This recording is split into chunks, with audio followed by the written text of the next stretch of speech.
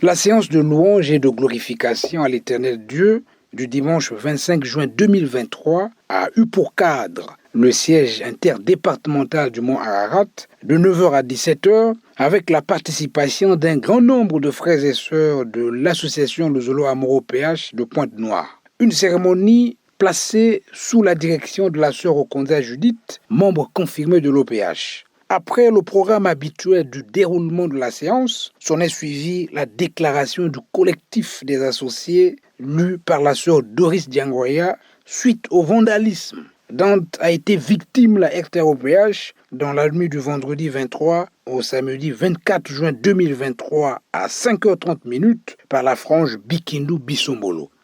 Nous avons été surpris ce 24 juin 2023 à 5h30 par l'intrusion armée dans les locaux de la RTOPH d'une bande à la tête de laquelle il y avait en huissier de justice des gens en armes se réclamant de la police et quelques frères du clan Bikindu Bisombolo que les techniciens en poste cette nuit ont dûment reconnu.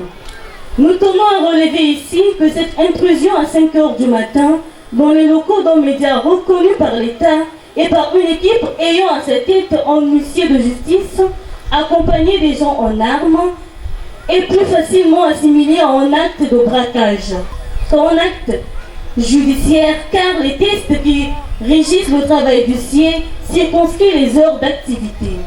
Aussi, les conditions qui ont prévalu lors de cette descente armée et musclée de l'huissier Mouelo Emery Madière démontre qu'il s'agissait bel et bien d'un braquage en vue de sabotage d'un organe médiatique qui fait la joie des populations ponténégrines. Après leur intrusion forcée, ils ont brutalisé les agents et menotté l'un des 3 techniciens en poste cette nuit. Ils ont débranché et arraché brutalement les machines et divers appareils à leur départ. Et ils ont emporté des émetteurs radio et télé, des onduleurs, des écrans et bien d'autres appareils. Du matériel de près de 20 millions de francs CFA qu'ils ont parqué. Nous voudrons juste rappeler à l'opinion nationale et internationale que nous sommes à plus de 15 000 adhérents dans la seule ville de Pointe-Noire.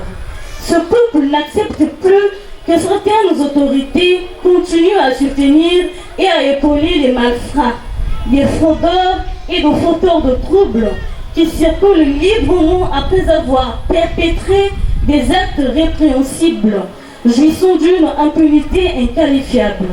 Afin de s'assurer de la fidélité des frères et sœurs des monts Ararat à Papa Guy-Émile Ofoa-Setikwabo, quelques questions leur ont été posées par le président adjoint de la Côte BCI, le frère Charles Mikungi Lundu, dont la principale était celle de savoir si, en dépit de ces tribulations, de ces intimidations, les frères et sœurs étaient prêts à rejoindre la frange Bikindu Bisombolo du récépissé 004. Question à laquelle ces derniers ont répondu par un non catégorique.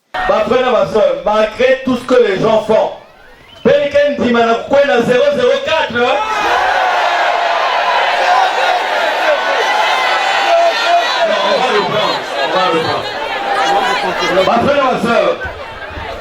intimidation, tribulation, kunatu quoi?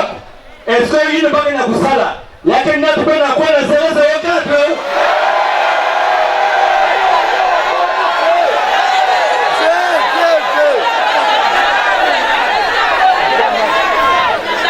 Ce feuilleton Luzolo Amour au PH, véritable affaire à rebondissement qui n'a que trop duré, ne cesse d'interpeller le pouvoir judiciaire qui peine à dire le droit en donnant raison à ceux qui ont tort. Ces vandales qui continuent à courir les rues doivent cependant être rattrapés et subir toute la rigueur de la loi.